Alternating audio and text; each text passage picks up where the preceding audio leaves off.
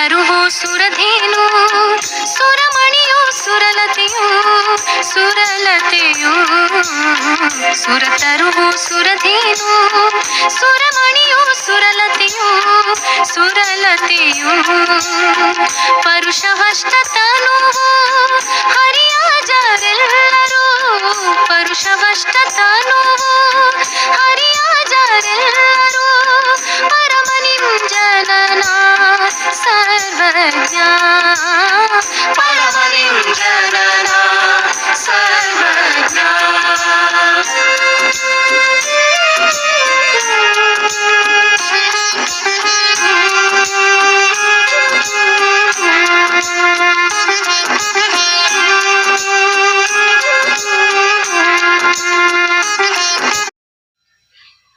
ಓಂ ಶ್ರೀ ಗುರು ಬಸವಲಿಂಗಾಯ ನಮಃ.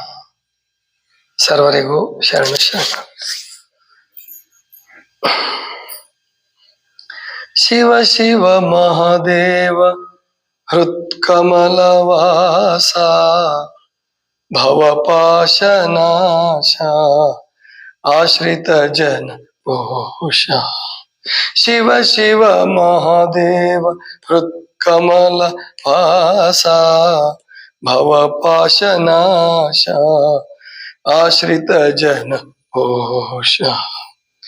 ತಂದೆ ತಾಯಿಯು ಎಂದು ನಾನಂಬಿ ಬಂದೆ, ಬಂಧು ಬಳಗವು ನೀನೆ ಶರಣಾಗಿ ನಿಂದೆ. ತಂದೆ ತಾಯಿಯು ಎಂದು ನಾನಂಬಿ ಬಂದೆ, ಬಂಧು ಬಳಗವು ನೀನೆ ಶರಣಾಗಿ ನಿಂದೆ. ನಿನ್ನೊಲುಮೆ ಇಲ್ಲದಿರೆ ಬಾಳೆಲ್ಲ ಬರಡು, ನಿನ್ನೊಲುಮೆ ಇಲ್ಲದಿರೆ ಬಾಳೆಲ್ಲ ಬರಡು. ನಿನ್ನೊಲುಮೆ ಧಾರೈಸಿ ಅದುವೇ ಜೇನ್ಗೂಡು. ಶಿವ ಶಿವ ಮಹಾದೇವ ಹೃತ್ಕಮಲ ವಾಸ ಭವಪಾಶ ನಾಶ ಆಶ್ರಿತ ಜನ ಪೋಷ. ಅತ್ತಲಿತ್ತಲು ಹೋಗಿ ಮತಿಯು ಕೆಡದಿರಲಿ, ಚಿತ್ತ ನಿನ್ನಯ ಪಾದ ನಿರುತ ಧ್ಯಾನಿಸಲಿ.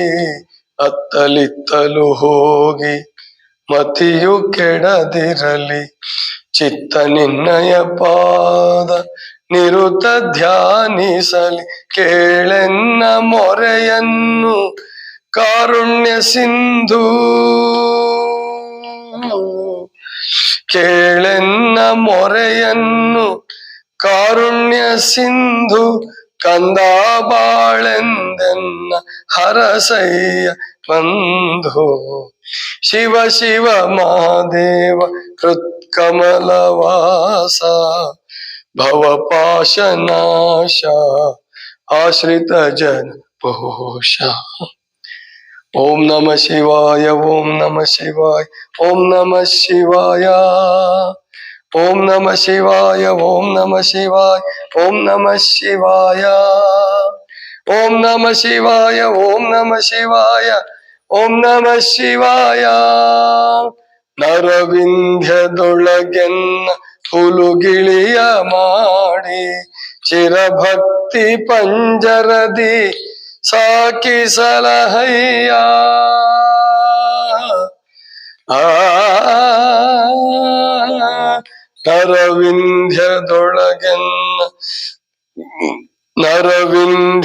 ನರವಿಂಧ್ಯದೊಳಗೆನ್ನ ಹುಲುಗಿಳಿಯ ಮಾಡಿ ಚಿರಭಕ್ತಿ ಪಂಜರದಿ ಸಾಕಿ ಸಲಹಯ್ಯ.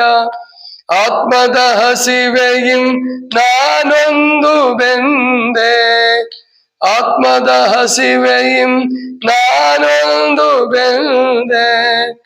ಮುಕ್ತಿಯ ಫಲವಿತ್ತು ತಣಿಸಯ್ಯ ತಂದೆ. ಶಿವ ಶಿವ ಮಹಾದೇವ ಹೃತ್ಕಮಲ ವಾಸ ಭವಪಾಶ ನಾಶ ಆಶ್ರಿತ ಜನ ಪೋಷ. ಶಿವ ಶಿವ ಮಹಾದೇವ ಹೃತ್ಕಮಲ ವಾಸ ಶಂಭೋ ಶಂಭೋ.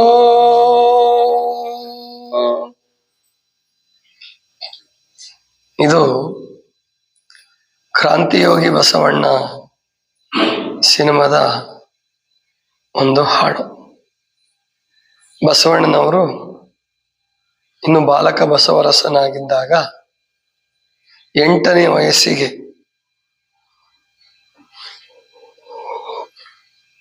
ತಾಯಿ ತಂದೆಗಳನ್ನು ಬಿಟ್ಟು ಮನೆ ಬಿಟ್ಟು ಹೊರಟು ಬಿಡ್ತಾನೆ. ಅಂದ್ರೆ ಸಮಾನತೆಯ ಹಕ್ಕನ್ನ ಕೇಳ್ತಾರೆ ಬಸವಣ್ಣವರು. ಅಂದ್ರೇನು, ಹೆಣ್ಣು ಮಕ್ಕಳಿಗೂ ದೀಕ್ಷೆ ಆಗ್ಬೇಕು. ಹೆಣ್ಮಕ್ಳಿಗೆ ದೀಕ್ಷೆ ಇಲ್ಲ ಅಂತಂದ್ರೆ ಹೇಗೆ?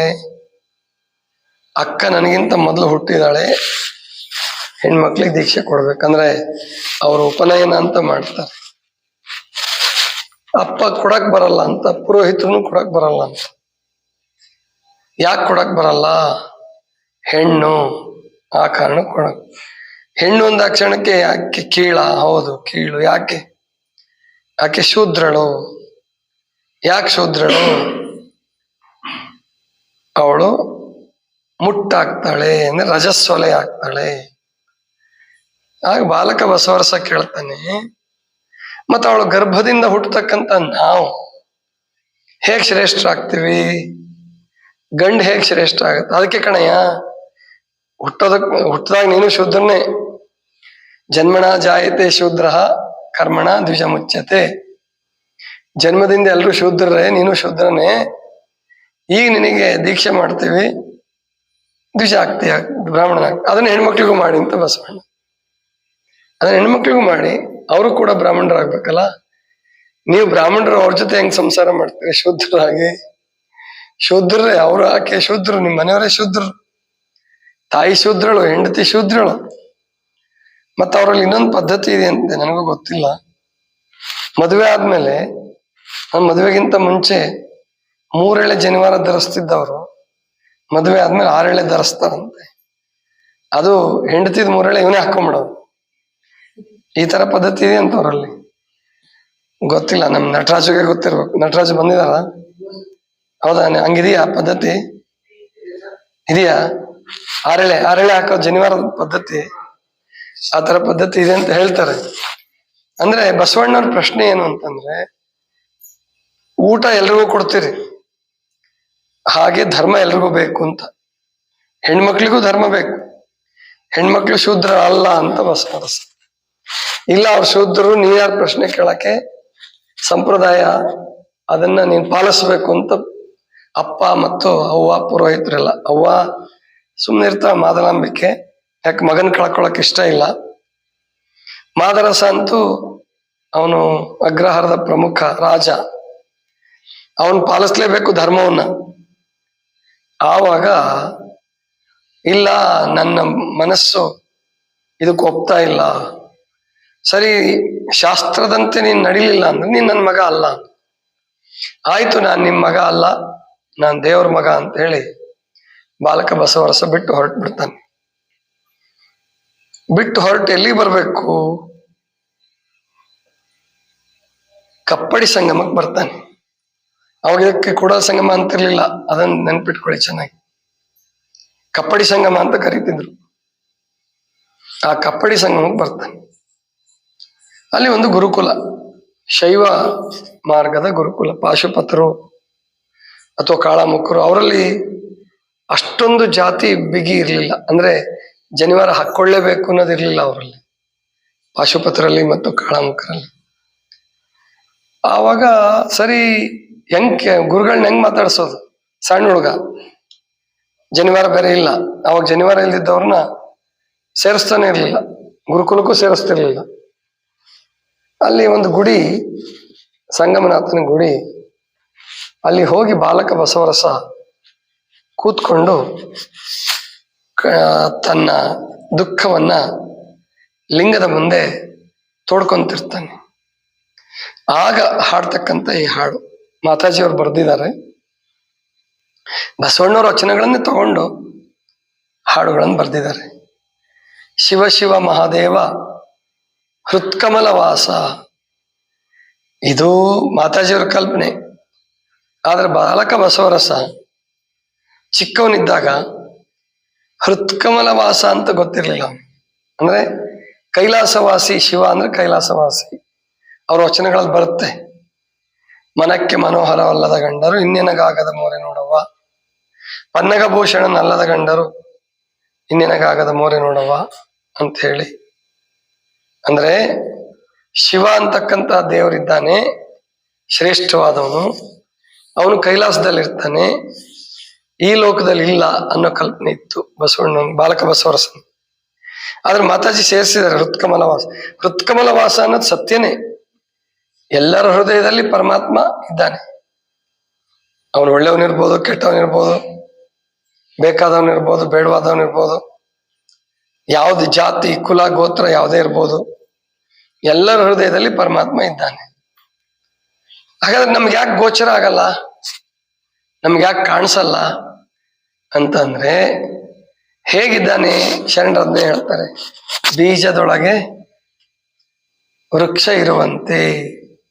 ಪರಮಾತ್ಮ ಎಲ್ಲರ ಹೃದಯದಲ್ಲಿ ಹೇಗಿದ್ದಾನೆ, ಬೀಜದೊಳಗೆ ವೃಕ್ಷ ಇರುವಂತೆ. ಬೀಜದೊಳಗಡೆ ಮರ ಇದೆ, ಸುಳ್ಳ ನಿಜನ? ನಿಜ. ಈಗ ತೋರಿಸ್ರಿ ಅಂದ್ರೆ ಬೀಜದೊಳಗಡೆ ಮರ ಇದೆಯಲ್ರಿ, ಇದ್ರ ತೋರಿಸ್ರಿ ಅಂತೀವಿ ನಾವು. ತೋರ್ಸಕ್ ಬರ್ತದ? ಹಾಗಾದ್ರೆ ಇಲ್ವಾ? ಇದೆ, ಎಲ್ರಿಗೂ ಗೊತ್ತು. ನಾಸ್ತಿಕರಿಗೂ ಗೊತ್ತು, ಗೊತ್ತಿದೆ ಬೀಜದೊಳಗಡೆ ವೃಕ್ಷ ಇದೆ. ಆದ್ರೆ ಈಗಂತೂ ತೋರ್ಸಕ್ ಬರಲ್ಲ. ಹಾಗಾದ್ರೆ ಬೀಜನ ಬಿತ್ತಬೇಕು, ಮತ್ತೆ ಮೊಳಕೆ ಹೊಡಿಬೇಕು, ಸಸಿ ಆಗಬೇಕು, ಗಿಡ ಆಗಬೇಕು, ಆಮೇಲೆ ಏನಾಗತ್ತದು ಮರ ಆಗತ್ತೆ. ಹಾಗೇನೆ ಪ್ರತಿಯೊಬ್ಬರ ಹೃದಯದಲ್ಲಿ ಪರಮಾತ್ಮ ಇದ್ದಾನೆ, ಹೌದು. ಆದ್ರೆ ಒಂದು ಬೀಜ ಬಿತ್ತಿಲ್ಲ ಅಂದ್ರೆ ಹೆಂಗ ಅದರಲ್ಲಿರೋ ಮರ ಹೊರಗಡೆ ಬರಲ್ವೋ? ಹಾಗೆ ಪ್ರತಿಯೊಬ್ಬರ ಹೃದಯದಲ್ಲಿ ಪರಮಾತ್ಮ ಇದ್ರೂ ಕೂಡ ಸಾಯೋ ತನಕ ದೀಕ್ಷೆ ತಗೊಳ್ಳಿಲ್ಲ, ಭಕ್ತಿ ಮಾರ್ಗದಲ್ಲಿ ನಡೀಲಿಲ್ಲ, ಪ್ರಯತ್ನ ಮಾಡಲಿಲ್ಲ, ಸಾಧನೆ ಮಾಡಲಿಲ್ಲ, ಶಿವಯೋಗ ಮಾಡಲಿಲ್ಲ, ಯೋಗ ಮಾಡಲಿಲ್ಲ, ಪರಮಾತ್ಮ ಕಾಣಲ್ಲ. ಜನ್ಮ ಜನ್ಮಾಂತರ ಹೋಗ್ಬೋದು, ನೂರಾರು ಜನ್ಮಗಳು ಹೊರಟೋಗ್ಬೋದು, ಆದ್ರೆ ಹೃದಯದಲ್ಲಿರೋ ಪರಮಾತ್ಮ ಮಾತ್ರ ವ್ಯಕ್ತ ಆಗಲ್ಲ. ಕರ್ಮ ಧರ್ಮಾನುಸಾರವಾಗಿ ಅದು ಹುಟ್ಟು ಸಾವು, ಬದುಕು ಮತ್ತು ಸುಖ ಭೋಗಗಳು ಕೂಡ ಅಷ್ಟೇ ಜನ್ಮಕ್ಕನುಸಾರವಾಗಿ ಅದೇನ್ ನಡಿಬೇಕು ನಡೀತಿರ್ತದೆ. ಅದಕ್ಕೆ ದೀಕ್ಷೆ ಎನ್ನುವಂತಹದ್ದು ಬಹಳ ಮುಖ್ಯವಾದ ಸಂಗತಿ. ದೀಕ್ಷೆ ಆಗಬೇಕು ಪ್ರತಿಯೊಬ್ಬರಿಗೂ ಅಂತಕ್ಕಂಥದ್ದನ್ನ ಎಲ್ಲಾ ಧರ್ಮಗಳು ಹೇಳ್ತಾವೆ, ಶರಣರು ಕೂಡ ಹೇಳ್ತಾರೆ. ಲಿಂಗ ದೀಕ್ಷೆ ಆಗಬೇಕು ಪ್ರತಿಯೊಬ್ಬರಿಗೆ. ಅದಕ್ಕೆ ಹೇಳಿದ್ನಲ್ಲ, ಜನ್ಮನ ಜಾಯತೆ ಶೂದ್ರ ಕರ್ಮಣ ದ್ವಿಜ ಮುಚ್ಯತೆ. ವೇದದ ಮಾತಿದು. ಜನ್ಮದಿಂದ ಎಲ್ಲರೂ ಶೂದ್ರರೇ. ಕರ್ಮ ಅಂದ್ರೆ ದೀಕ್ಷೆ, ಒಂದು ಕ್ರಮ. ಅವನನ್ನ ಏನು ಬ್ರಾಹ್ಮಣನಾಗಿ ಕರ್ಮಣ ದ್ವಿಜ ಅಂದ್ರೆ ಎರಡನೇ ಸಾರಿ ಹುಟ್ಟಿದವನು ಅಂತ ಅರ್ಥ. ಮೊದಲನೇ ಹುಟ್ಟು ತಾಯಿ ಗರ್ಭದ್ದು, ಎರಡನೇ ಹುಟ್ಟು ಗುರುವಿನ ಹಸ್ತದಲ್ಲಿ. ಅದಕ್ಕೆ ಮಹಾದೇವಕ್ಕೆ ಹೇಳೋದು, ಹುಟ್ಟಿದೆ ಶ್ರೀ ಗುರುವಿನ ಹಸ್ತದಲ್ಲಿ, ಬೆಳೆದೆನು ಅಸಂಖ್ಯಾತರ ಕರುಣದೊಳಗೆ. ಅಂದ್ರೆ ಎಲ್ಲರೂ ಪರಮಾತ್ಮನ ಶಿಶುಗಳಾಗ್ಬೇಕಾದ್ರೆ ಮೊದಲು ಗುರುಪುತ್ರರಾಗ್ಬೇಕು. ಹಾಗೆ ಬಸವರಸ ಅಲ್ಲಿ ದೀಕ್ಷೆ ತಗೊಂಡಿಲ್ಲ ಮನೆಯಲ್ಲಿ, ಇಲ್ಲಿ ಬಂದು ನಿವೇದಿಸ್ಕೊಳ್ತಾ ಇದ್ದಾನೆ. ಶಿವ ಶಿವ ಮಹಾದೇವ ಹೃತ್ಕಮಲವಾಸ ಭವಪಾಶ ನಾಶ ಆಶ್ರಿತ ಜನಪೋಷ. ತಂದೆ ತಾಯಿ ಎಂದು ನಾನಂಬಿ ಬಂದೆ, ಬಂಧು ಬಳಗವು ನೀನೆ ಶರಣಾಗಿ ನಿಂದೆ. ನಿನ್ನೊಲುಮೆ ಇಲ್ಲದಿರೆ ಬಾಳೆಲ್ಲ ಬರಡು, ನಿನ್ನೊಲುಮೆ ಧಾರೈಸೆ ಅದುವೇ ಜೇನ್ಗೂಡು. ತಂದೆ ತಾಯಿ ನೀನು ನನ್ನ ತಂದೆ ತಾಯಿ ಅಂತ ಹೇಳಿ ನಾನು ನಂಬಿ ಬಂದಿದ್ದೀನಪ್ಪ. ತಂದೆ ತಾಯಿ ಎಂದು ನಾನು ನಂಬಿ ಬಂದೆ, ಬಂಧು ಬಳಗವು ನೀನೇ ಶರಣಾಗಿ ನಿಂದೆ. ನಿನ್ನೊಲುಮೆ ಇಲ್ಲದಿರೆ ಬಾಳೆಲ್ಲ ಬರಡು. ನಿನ್ನ ಒಲುಮೆ ಇಲ್ಲದೆ ಹೋದ್ರೆ, ಪರಮಾತ್ಮನ ಕೃಪೆ ಆಗದೆ ಹೋದ್ರೆ ಎಷ್ಟೆಲ್ಲ ಇದ್ರೂ ಕೂಡ ಬರಡು ಅಂದ್ರೆ ವ್ಯರ್ಥ, ಬಂಜರು ಭೂಮಿ ಅಂತಿರ್ತದಲ್ಲ, ಅದ್ರಲ್ಲಿ ಏನು ಬೆಳೆಯಲ್ಲ. ಹಾಗೆ ಪರಮಾತ್ಮನ ಒಲುಮೆ ಇಲ್ಲದ ಬದುಕು, ಪರಮಾತ್ಮನ ಒಲುಮೆ ಇಲ್ಲದ ಬಾಳು ಅದು ಬರಡು, ಬಾಳೆಲ್ಲ ಬರಡು. ನಿನ್ನೊಲುಮೆ ಧಾರೈಸೆ, ಅದುವೇ ಜೇನುಗೂಡು.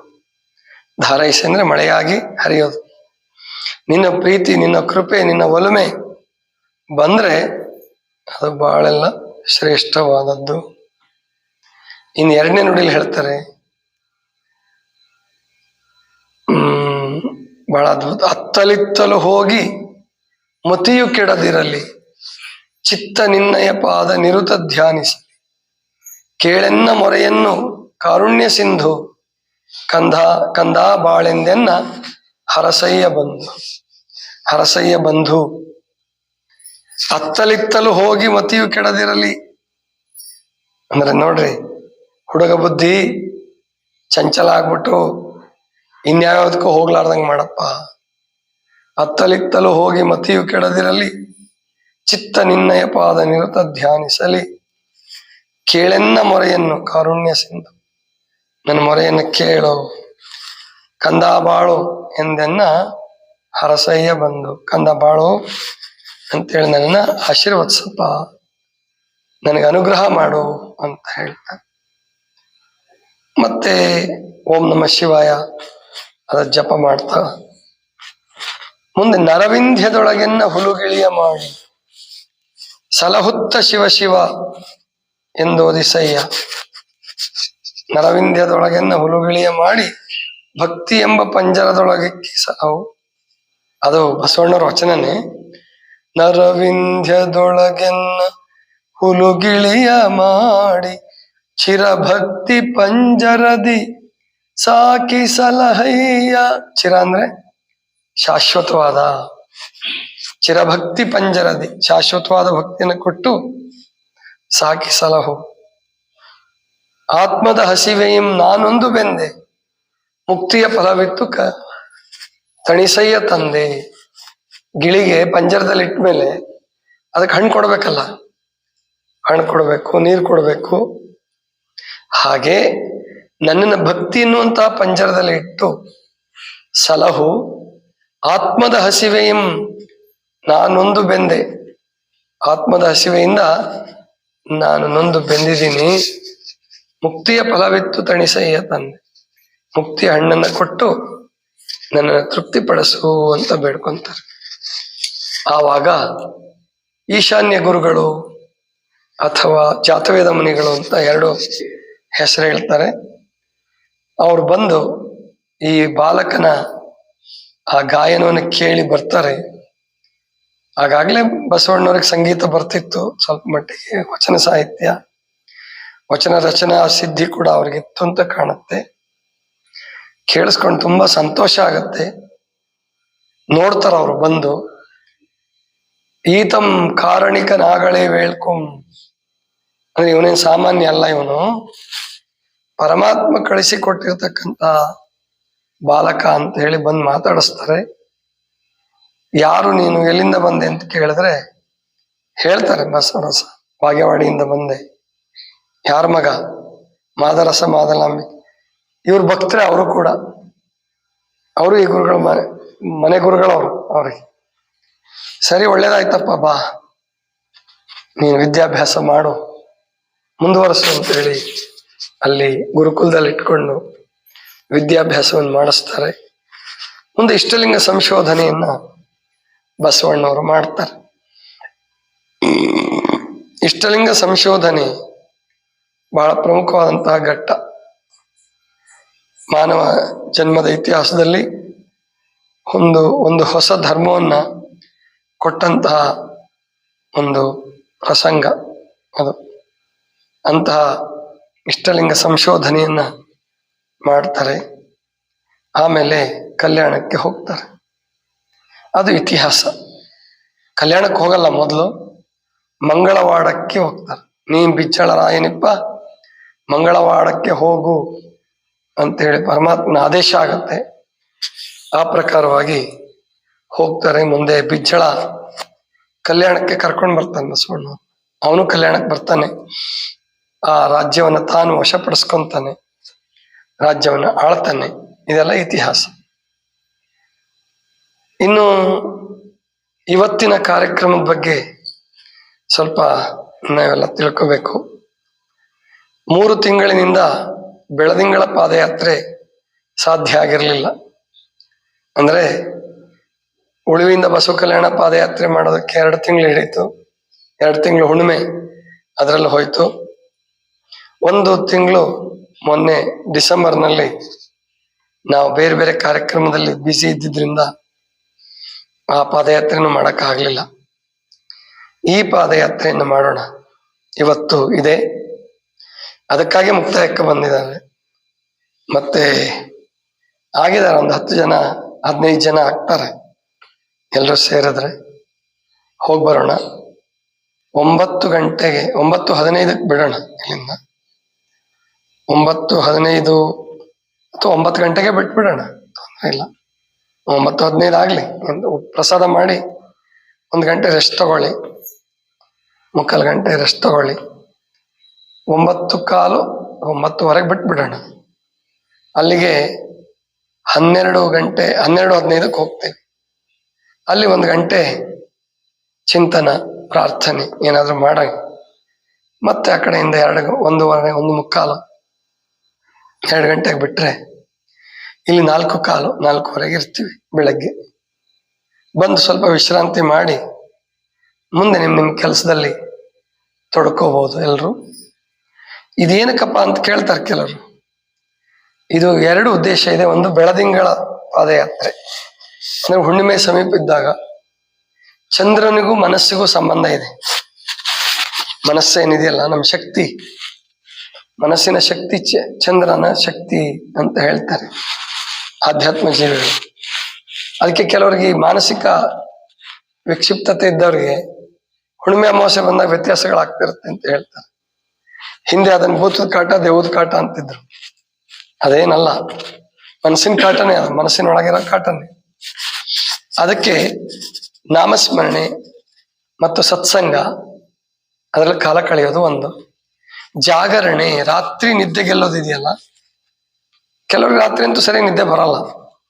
ಅದನ್ನೇ ಬಳಸ್ಕೊಂಡು ಪಾದಯಾತ್ರೆ ಮಾಡಿ ಆ ಮರುದಿವಸದ ಆನಂದ, ಆಯಾಸ ಆಗಿರುತ್ತೆ, ಅದ್ರ ಆನಂದನೇ ಬೇರೆ. ಅದಕ್ಕೋಸ್ಕರ ಇಂಥವೆಲ್ಲ ಧಾರ್ಮಿಕ ಚಟುವಟಿಕೆಗಳನ್ನ, ಆಧ್ಯಾತ್ಮಿಕ ಚಟುವಟಿಕೆಗಳನ್ನ ಮಾಡಿದ್ರೆ ಮನುಷ್ಯ ಪ್ರಗತಿ ಹೊಂದುತ್ತಾನೆ. ಒಂದು, ಕೆಟ್ಟ ಚಟಗಳ ಕಡೆ ಮನಸ್ಸು ಹೋಗಲ್ಲ. ಆದ್ರಿಂದ ಈ ಪಾದಯಾತ್ರೆಯನ್ನ ಆಯೋಜಿಸಲಾಗಿದೆ. ಬನ್ನಿ, ಯಾರ್ಯಾರು ತಯಾರಾಗ್ತೀರಾ. ಉಪವಾಸದಲ್ಲಿದ್ದವರು ಬನ್ನಿ, ಬರ್ಬೋದು. ಈಗಾಗಲೇ ಪ್ರದೀಪ್ ತಯಾರಾಗಿದ್ದಾರೆ. ಭಾಗ್ಯ ಬರ್ತೀಯಲ್ಲಮ್ಮ? ಬರ್ತೀಯವರಲ್ಲ, ಯಾಕೆ ಅನುಮಾನ ಪಡ್ತಾ ಇದೀಯಾ? ಏನು ಹೆದರ್ಕೋಬೇಕಾಗಿಲ್ಲ, ಧೈರ್ಯವಾಗಿರೋ, ಮಾಡ್ಬೋದು ನಿಧಾನಕ್ಕೆ. ಇಲ್ಲ ಕಾಲು ತೊಂದರೆ ಇದ್ರೆ ಬೇಡ, ಯಾಕಂದ್ರೆ ತುಂಬಾ ತ್ರಾಸ ಮಾಡ್ಕೊಂಡು ಬರೋದು ಬೇಡ. ಯಾಕೆ ನಮ್ಮ ಗುರಿ ಕಷ್ಟಪಡೋದು, ತ್ರಾಸ ಮಾಡ್ಕೊಳ್ಳೋದಲ್ಲ. ಆದ್ರಿಂದ ನೋಡಿ ಯಾರಿಗ ಅನುಕೂಲ ಇದೆ ಎಲ್ಲರೂ ತಯಾರಾಗ್ರಿ. ಬಾಕಿಯವ್ರು ಇಲ್ಲೇ ಇರಿ. ಬೆಳಿಗ್ಗೆ ಅಷ್ಟೊತ್ತಿಗೆ, ಬೆಳಿಗ್ಗೆ ಪ್ರಾರ್ಥನೆಗೆ ಬಂದ್ರು ಬರ್ಬೋದು, ಅದ್ರೊಳಗೆ ಬಂದಿರ್ತೀವಿ ನಾವು. 5 ಗಂಟೆ ಬೆಲ್ಲಾಗೋದ್ರೊಳಗೆ ಇಲ್ಲೇ ಇರ್ತೀವಿ. ಇದಿಷ್ಟು ಇವತ್ತಿನ ಚಿಂತನ. ಸರ್ವರಿಗೂ ಶರಣ ಶರಣ.